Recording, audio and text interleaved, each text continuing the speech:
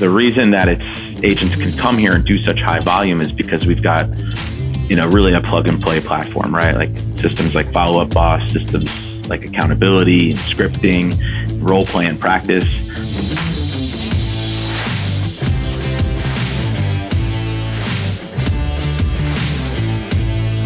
So the question is this: how do most agents find the secrets to succeed in today's competitive real estate market, especially when the top agents are keeping those secrets to themselves?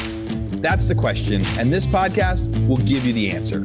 Hi, I'm Aaron Amuchastegui, and welcome to Real Estate Rockstars.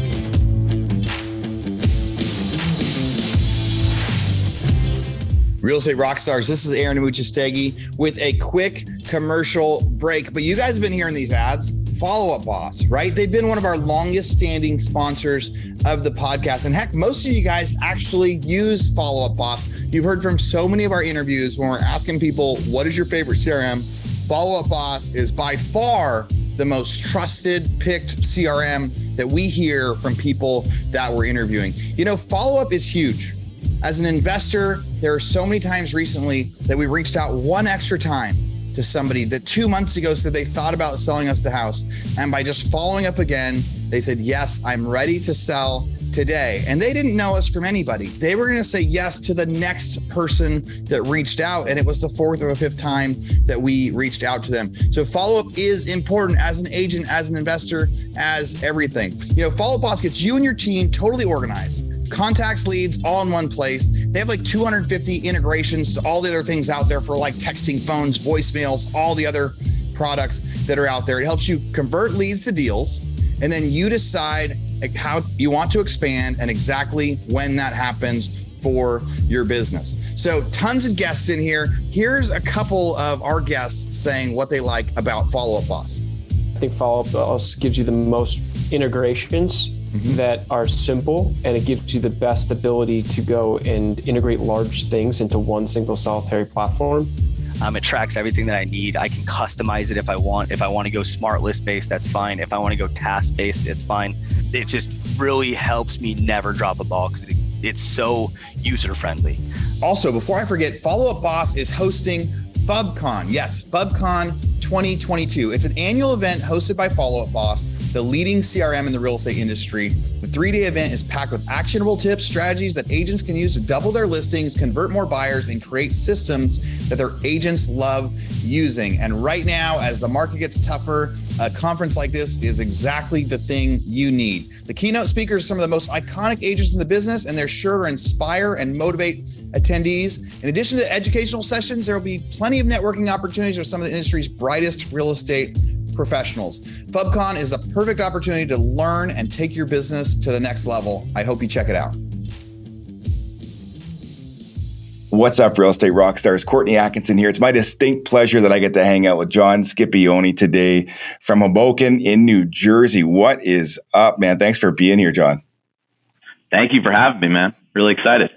Yeah. Super cool to be here. We were just chatting before the podcast and you were sharing with me, about having been married this past year and the growth of your team, the trajectory that you're on. So maybe just paint a picture for our viewers and our listeners about who you are and how you got here today. Sure. As my business partner, he couldn't join us today, but he usually asks me, on our podcast, he's always like, tell me about the journey. And I'm like, dude, stop saying journey. What's with this journey? Been in the business just about 15 years. Been only full-time for about the last 6 years.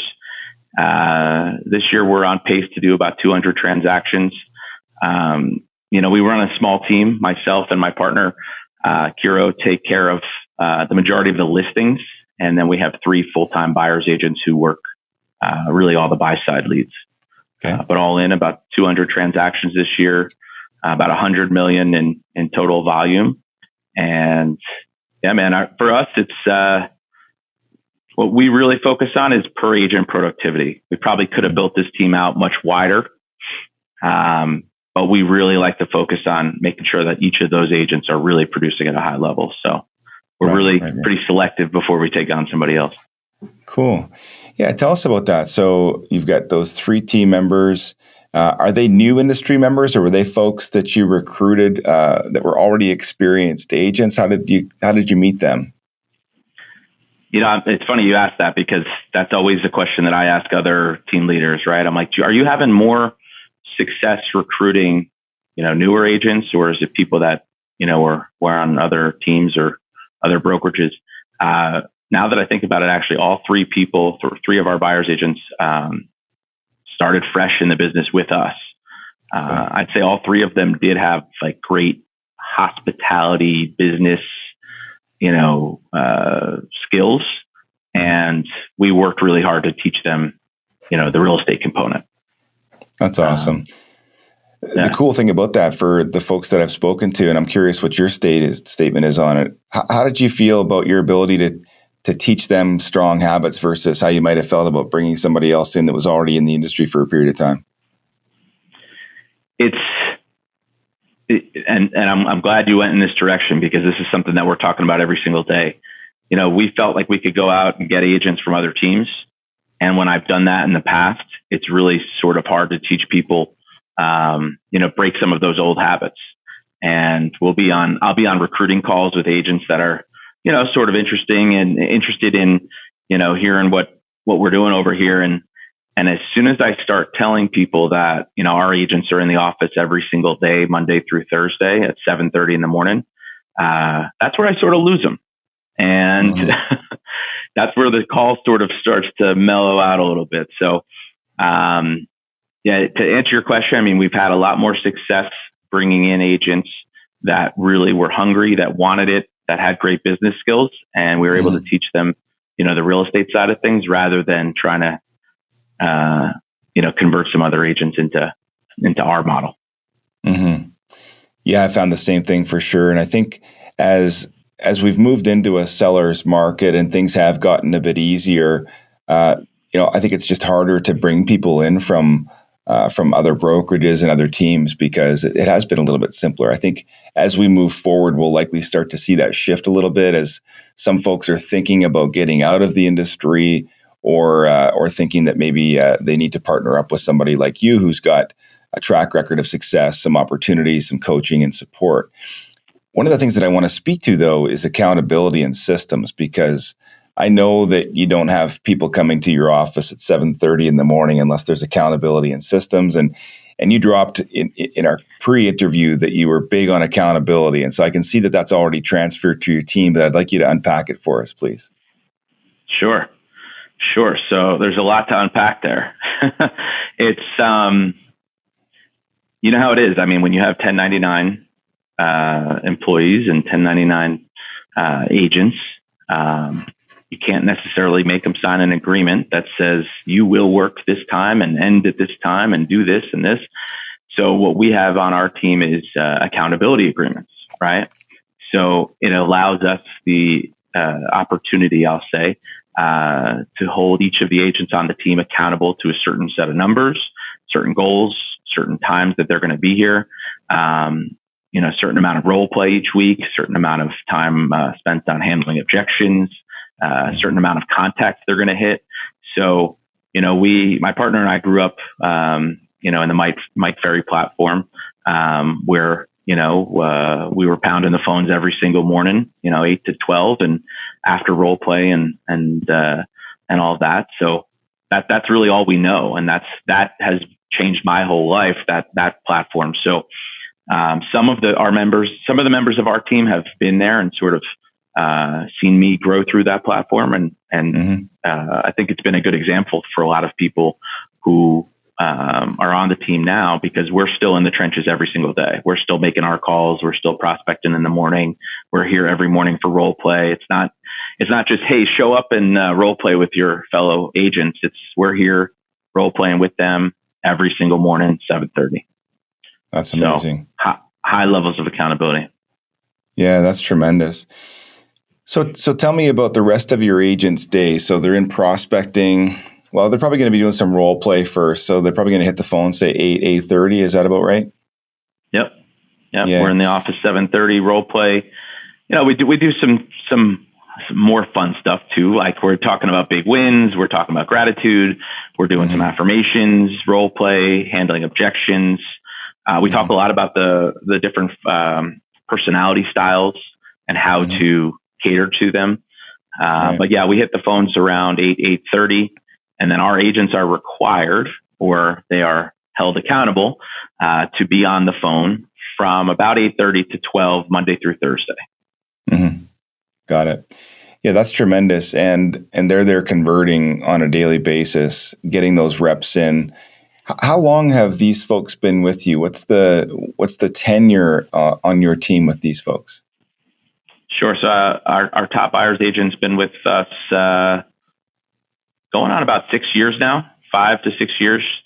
She started as a supportive role, admin, transaction coordinator, sort of really learned the business that way. And now she's worked her way into a buyer's agent role, getting more and more involved in the listing side, which was great because we always joke and say that, she was putting out fires for us for 5 years. And now she just gets to, there's nothing that she hasn't seen before. Right. That's right. I mean, we're always surprised in this business every day, but she's sort of got those reps down.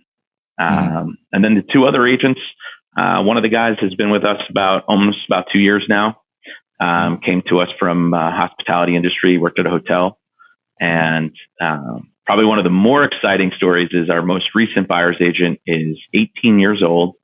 She is a freshman in college, full-time student, full-time agent with us. Changed her whole schedule around so she could prospect in the morning.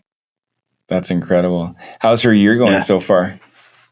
Great. She's at about, I think, 8 or 9 closed and pending. And her goal this year is 24 transactions in her first year. That's ridiculous. So tell me, I got to know, what's a deal worth in your market, given your average price point and your average commission? Average commission check to our team is about, this past year has been higher than others, but it's about 12,000. To the agent. Yeah. So, no, 12,000 to the office. Okay. To the office. Still. Yeah. That's incredible though. So, this person's going to do over $100,000, under the age of 20 while going to school full time. And I tease her. I'm like, listen, you can't tell your parents how much money you're making because they're going to start charging you rent. And she's still at home. Yeah. That's amazing. She's still at home. And yeah, man, but you know what? And that's something to touch upon too. She has like the sales regimen and techniques and strategies in her blood. And she's only 18. She came out of like a lot of marketing courses in high school and college, and she's almost like that rookie athlete who like just got on the field or I'm a big hockey fan. She just got on the ice and like, she's not scared of anything, right? Like you tell her to call a FSBO and I'm like, here's the script. She's like, all right, this is all I have to do. Whereas if you give that script to somebody who's been in the business 10 years, they're like, I'm not saying this. Right. She's afraid of nothing. She hasn't yet been rejected. She hasn't yet been turned away. So she's just fearless. That's amazing. Which is awesome. And that's not really the narrative that we hear around that generation. So I'm inspired that that's the case for you, for your team, and for her. But you're not wrong. I teach team leaders, team members, and realtors, a multitude of strategies, but one of them being a mega open house strategy, which involves some cold calling and some door knocking. And I maintain, a guy like you, for sure, being a Tom Ferry guy, a guy like me, I can walk into any market and make $250,000 year one without any question at all. And it's not going to be crazy and it's not going to cost me a load in marketing. But if you tried to take a 5-year agent that's never cracked $100,000 and give them the strategy, they'll make up all these excuses why it's not going to work. And they'll tell you why you're wrong. Right. And the beauty of the people that you bring into your team, and the same for me, every one of our team members, 42 of them, with the exception of 2, weren't in the industry when I met them. And for them, it's the same thing. You show them the path and they're like, oh, that's all I have to do. And you're like, yeah, you got to pick up the phone. We're in an air conditioned office. We're using technology. I'm not out on the street. It's not like I have to go pick up a shovel anywhere. There's no manual labor involved. It's literally some brain power and using my voice. You got to stay hydrated and energized, get some sleep. If you avoid alcohol, even better. And away you go, right? And so you and I think of it that way, but you're right. Like outside, folks that have been doing this a long time or a little time, regardless of the level of success, a lot of folks aren't willing to do the work. Yeah. Or I find agents these days aren't willing to, they're afraid of they'll do anything they can to not go on the phone. And, whether that's like text message prospecting, email prospecting, and don't get me wrong, some of that we do it. And I think it helps, especially on follow-ups and stuff sometimes, but the majority of it, for us, at least, what we teach and the way that our agents have success is just making sure the phone is number one, just because, the agents, there's other agents in your market that are going to do the phone and, be on the phone and hitting the phone, and they'll take the business.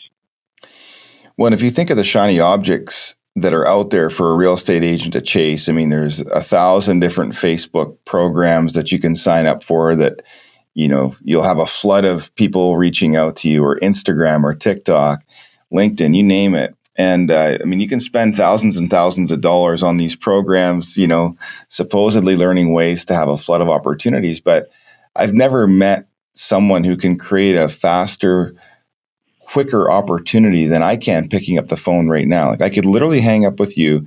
I could go into Telelisting, and in the next hour, I'm going to have a buyer probably and a seller appointment, like guaranteed, right? Not to say that systematization is an important part of anybody's business. It certainly is. And eventually you want to systematize your business so it gets easier. But you still have to have these hard skills. You still have to know how to have a conversation. What better way than to practice them on a daily basis, right? Yeah. Yep. Yeah. And I had a coach who would always tell me, seek out more rejection. And there's no way to get more rejection than to be on the phone. So it's a numbers game like everything else. And just, as long as you put those reps in every morning and make a certain number of contacts, you're going to trip over a listing opportunity or even a buy side opportunity. So, you just got to get it in every morning, get it out of the way. And we were always taught, and what we teach our team is, the morning is for finding the business and the afternoon is for actually doing the business. That's right. And, I don't know about you, but you look like a very muscular guy. For me, if I don't go to the gym in the morning and get it out of the way, I'm not going. So it's like prospecting, right? If I say, oh yeah, I'll make my calls later on after dinner or after lunch, it just doesn't happen. So no, sir. 100%. Do the hard stuff first. I know my cardio and my lifting doesn't get done unless it gets done, typically at 5:30 in the morning. So as much as I don't love that, you want to look after yourself so that you can bring that energy and enthusiasm to those conversations that you're having. For you doing your podcast, you got to be enthusiastic and energized. And you might have already been out showing properties that day. So you got to make sure you're looking after your body. For the statistic nerds that are watching and listening, I have just a couple questions about your market. So how big is your market? It's always a tough question for me to answer because of the way that we built our business. We chased a lot of expireds and for sale by owners. Yeah. So we really would go like 30, 40 minutes in any direction. So it's hard to really put your finger on the pulse because in any direction I could be in one of 4 different counties. Right. And I think you said New York City is only 30, 40 minutes away or something, right? Yeah, even less, about a 15-minute train ride. And, where our office is, you can see the, New York skyline. So we're a stone's throw away. And that's why this market's been so strong. A lot of people live here. So we're on the left side of Manhattan, and Brooklyn's on the right side. And similar to Brooklyn, people live here because it's less expensive than living in Manhattan, and you can get some more space. So that's a huge part of our business. Everybody wants to be within commuting distance. Right. And you could hit these people on a cold call and hardly ever circle back and double down on them. You could just always find pretty well new prospects. I mean, even if you had to stretch out your range just a little bit, right? Yeah, that's the beauty of a good sized market. Now, next question for those that like to nerd out on this. What tool do your folks use for dialing? Sure. So for years we used Mojo, Vulcan 7. We have a little bit of a different setup though. We have, and then I should tell you, we use Follow Up Boss, the CRM. Okay. But we do have an outbound. Yeah. Yep. We do have an outbound calling team, call center. Some virtual guys, some US based guys and girls, who are doing a lot of our initial lead generation, circle prospecting, old expireds. In this last market of about 1 or 2 years, weren't a whole lot of expired. So we have this call center that generates a lot of leads for our team. And then what happens is once those people are primed a little bit and a little bit more ready to go, that's when one of our 5 agents jumps in. Got it. Got you. So in a way, they might be considered a warm lead at the point that they're dialing. Is that right? Yeah.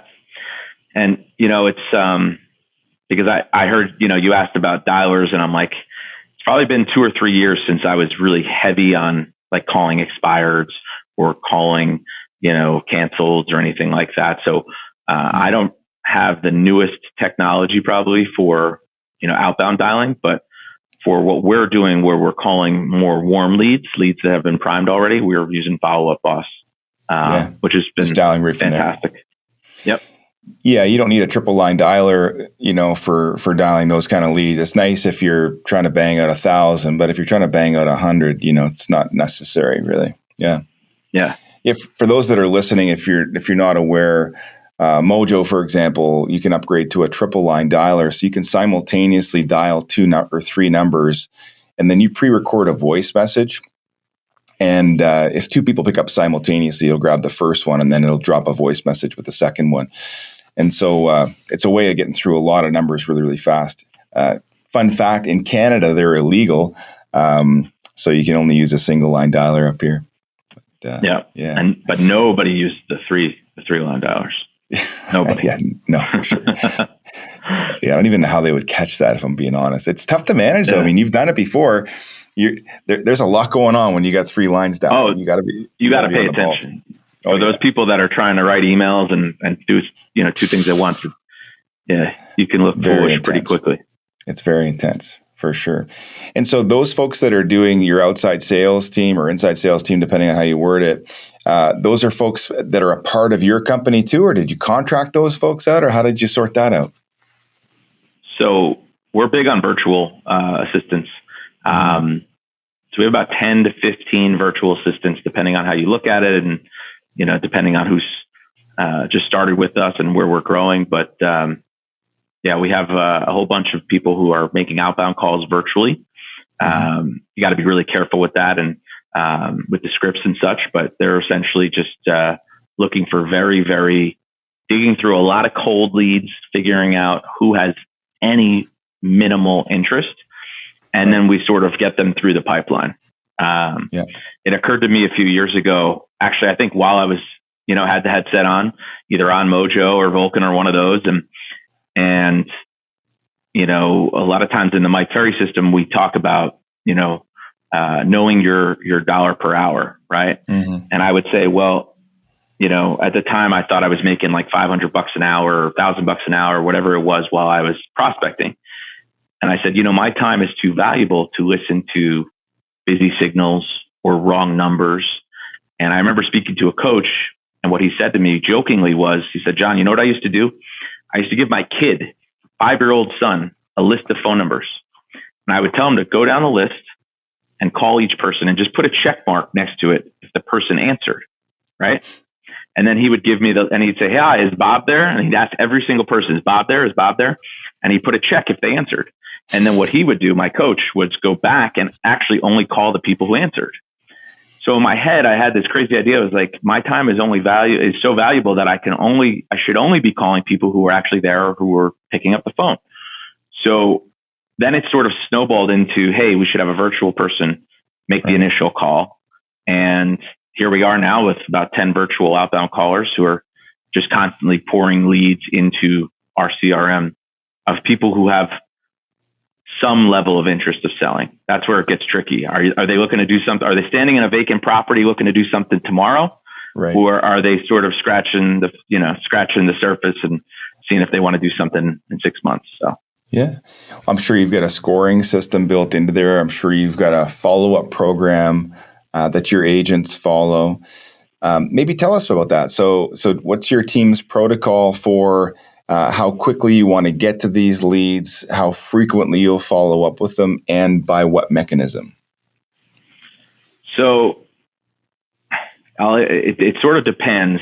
I mean, if we think that somebody's hot, meaning they're going to do something, let's say in like less than 2 weeks, we're hitting them very often. If somebody's just scratching the surface and they're like more of like a C-level lead where they're maybe 6 months out, we're setting them up for, a drip campaign, email campaign. I forget how many touches our ISAs will hit them with, but they'll set them up for a campaign where they're getting a mix of text, email, and phone call. We also use a HomeBot. I don't know if you guys use that, but HomeBot's a great little tool. Yeah, it's great. I mean, I would say it's a more advanced Zestimate, much more advanced, where you can plug somebody's address in, and based on market statistics and recent sales, it gives them an approximate valuation of their property. And it's a lot more detailed than Zillow, although it's gotten us, in trouble a few times. Where not in trouble, but I had a guy the other day. He was like, his property, I mean, in 2 seconds, I could tell you it was worth at least around 500,000, and somehow the program told him it was worth 50 grand. But, but those tools and he had some very an obnoxious response. But most of the time, that's a really great tool. So people who are a little bit further out, we'll set them up to receive reports from HomeBot. Gives them an idea of what their property's worth. Yeah. And tell me, because you're working, you mentioned earlier, in a range, more or less a 30-minute drive in any direction, and that'll change depending on traffic, time of day, and so forth.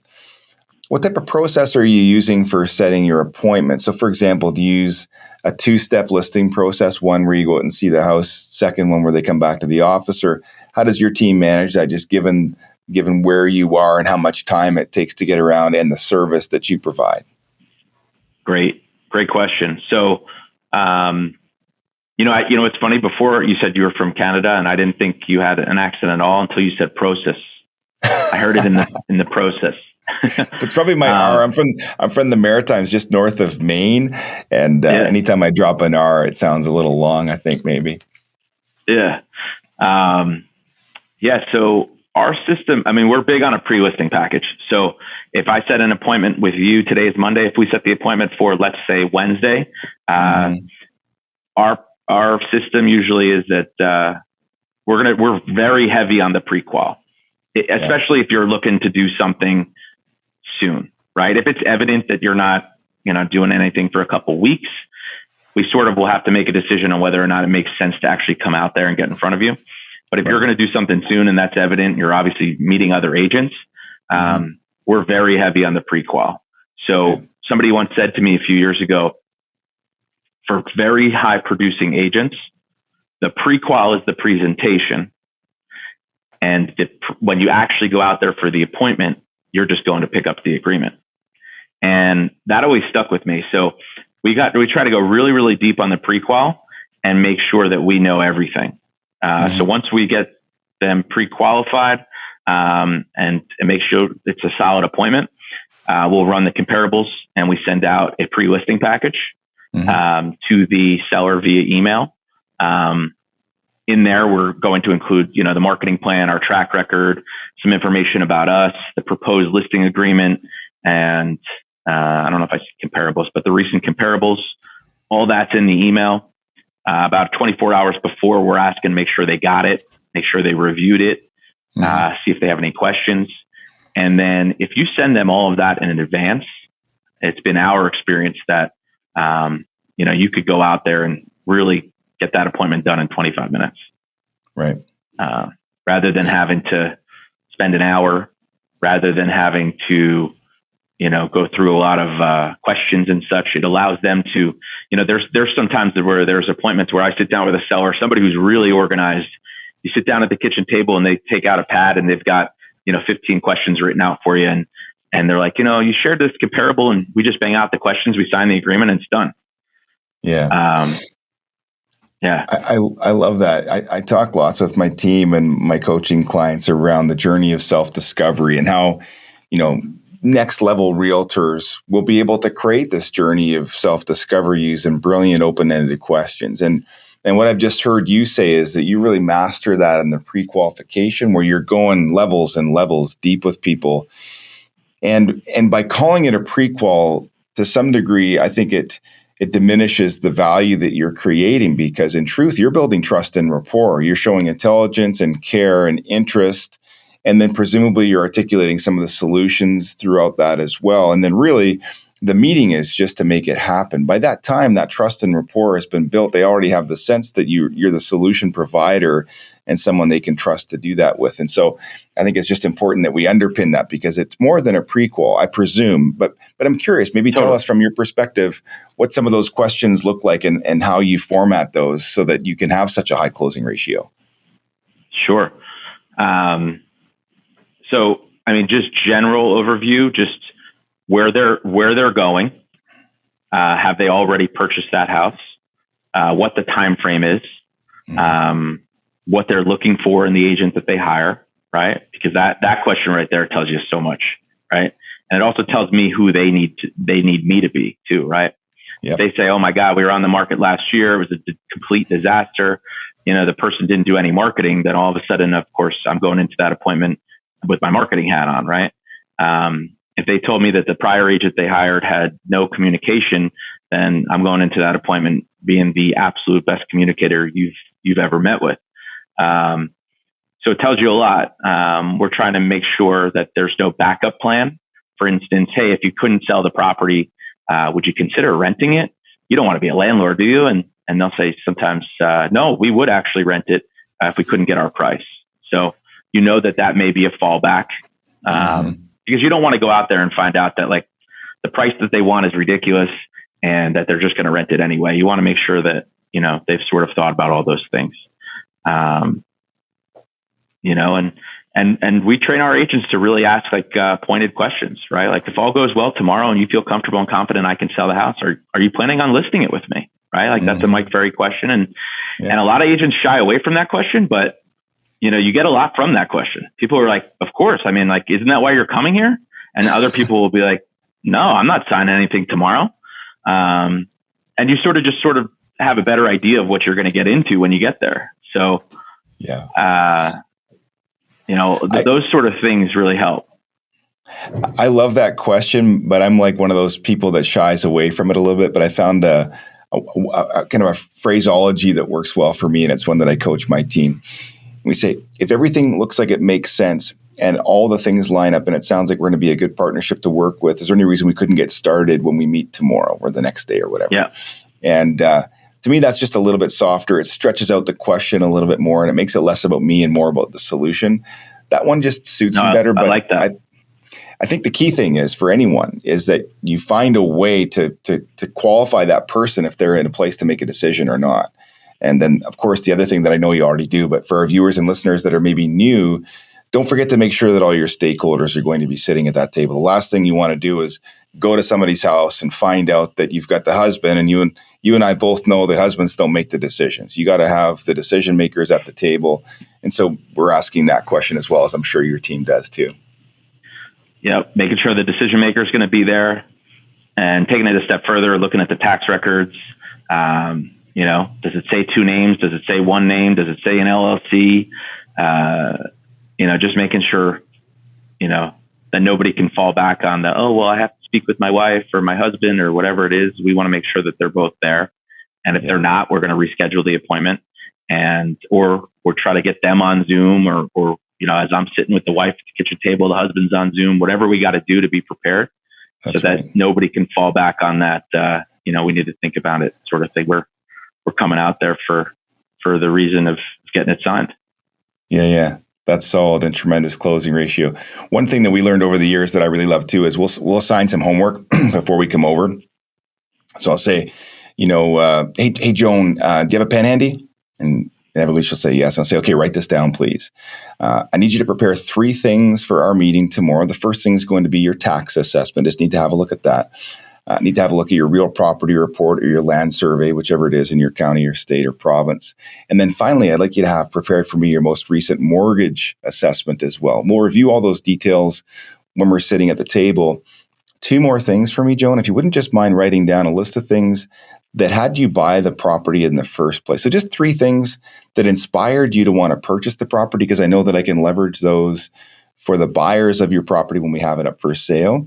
And then I'd also like you to think about some things like deferred maintenance or concerns that you might have that may come up in a property inspection when our buyer has that done. Can you prepare those things for me, Joan? Yes, I can. Like that. And then you like that. And then you show up at the meeting, right? And you've got this person with this perfectly prepared list. I mean, you just go to the contract. You've got everything you need by that point. Yeah. Sometimes folks don't have that ready. And as you know, right, there are more questions, more objections. And so you've got to spend a bit more time getting through those things. But it's another subtle way of qualifying people, right? Yeah. And there's a lot of things going on by asking that, right? You're taking control, right? By giving them the assignment. It's almost like I know some agents go on the listing appointment. As soon as they walk in the door, they'll ask the seller for a glass of water. And then they'll say, would you mind getting me a glass of water? And I'll meet you back at the table. And, they take direction from the second they walk in the door. That's right. But I also like that, it gives them a little bit of homework, because some people may respond to that and say, yeah, well, we're not ready at this point. I mean, I can send that to you in the future if you really need it or something. So yeah, I think the biggest struggle for me in the first few years was a lot of these sellers would think that it was a preview, right? They'd say, well, because there's nothing in a lot of these scripts and dialogues that we were using, at least, that said, hey, I am coming over there with the paperwork, to get your home on the market, right? And I think that's where the line that you were using works really nicely, where it's like, hey, if we, I don't want to butcher your line, but if we feel like there's a partnership here and we can work together, I'll bring the necessary paperwork to get this thing started. So yeah, it's a nice way of saying, hey, yeah, we're going to rock and roll tomorrow. Yeah, that's right. Well, and time's valuable. And your earlier point connects directly to this. And I think so many new agents missed the boat on this. And it's that, we all want to earn high dollars per hour. Real estate can certainly facilitate that. But when you got to consider the fact that you've got to find the client, prospect the client, warm up the client, set the appointment, and so forth, you really have to find ways to compress as much of that as possible. And, one thing that used to happen to me with some regularity in my first year or two was that I'd go to appointments and people wouldn't be there, and why I'd fail to confirm them, or, something very basic. And so you realize, well, now I've wasted time and now I've got to go rebook this person. And so that's an extra hour. And, now the math's getting worse by the minute, or have those clients that you haven't set expectations with, and now you're showing 50 properties to. Well, hey, that's a realtor issue. That's not a client challenge. We didn't set reasonable expectations from the outset, right? Totally right. Yeah. Cool. Yeah. So tell me, man, what's next for you? So you've got your team right now. You've got a tremendous goal for this year. How do you see the next 2 or 3 years going for you, for your new wife, and your team members? Yeah. So I'd say the team goal is to go a little bit wider. We're looking to add about 3 or 4, maybe 5 new agents this year. But make sure that we keep an eye on that per agent productivity. I don't ever want to be, have this be a team where the agents on the team are doing 5 or 6 deals, right? We want to be a team where, it's high producing agents, doing a minimum of 25 transactions per year. The reason that agents can come here and do such high volume is because we've got, really a plug and play platform, right? Like systems like Follow Up Boss, systems like accountability and scripting and role play and practice.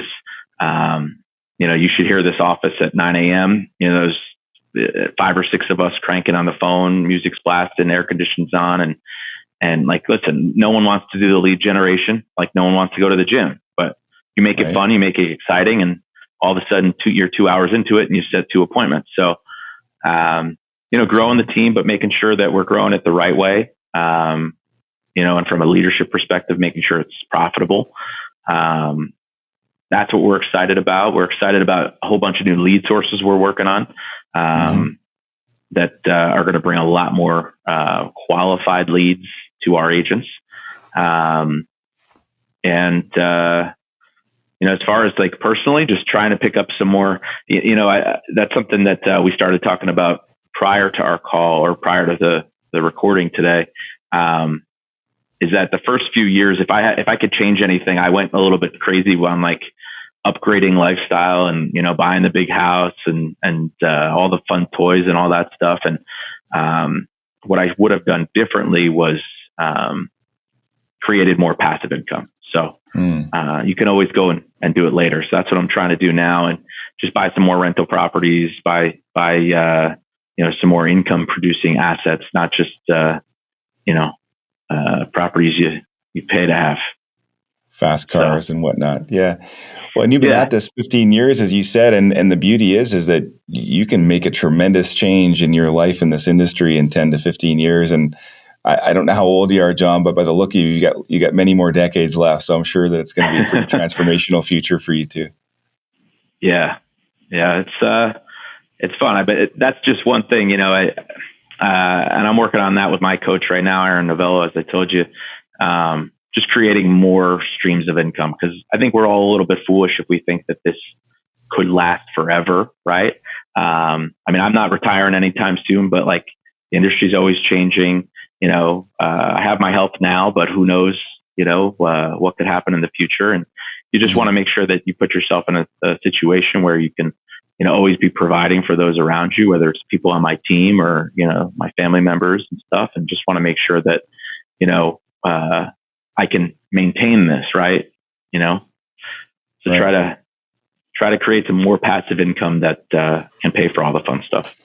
Yeah, that's the truth. You and I've seen it, realtors that haven't done a good job saving or scaling, and they're still, crushing deals in their 60s, 70s. And I've even seen people doing it in their 80s. And, that's never been my aspiration. My aspiration's been to, focus on the high energy stuff when I was young and had high energy and just kind of taper off, but continue to grow my net worth, my net income with less time. Right. Yeah. And it takes some systematization and effort to do that. And being a leader certainly helps. And you're on that trajectory and doing a tremendous job from everything you've said. I really appreciate you sharing all your ideas and how you've structured your team and a lot of the cool things that you're doing to provide so much value to those folks. If they're listening, I hope they hear that, that it's important to you that they succeed and that really you're doing this for them. You're a true servant leader in that regard. And it was really, really cool to hang out with you today, John. Thanks so much for spending time with us. Of course, man. Happy to be here. Always happy to share. All right. Take good care. All right. Thank you. All right, real estate rock stars. This is Aaron Muchastegui jumping in again to thank you for listening to the show. Hopefully you guys loved listening to that one. And I want to make sure that you know about all of the extra resources that we have. And also we need your help. They say podcasts are free. You get to listen to podcasts for free. But what is the cost of that podcast? I would say if I could beg you to pay anything for that podcast, I would say the cost of the podcast is going and giving a review. So whether you download it on Google or Apple or YouTube or anywhere else, please go give us a review. Say what you liked, what you didn't like. It helps us get better guests. The more reviews, the higher we get in the rankings. Right now, we are the biggest podcast out there for real estate agents, and we want to keep that spot because we know there's lots of podcasts out there. So go give us a review.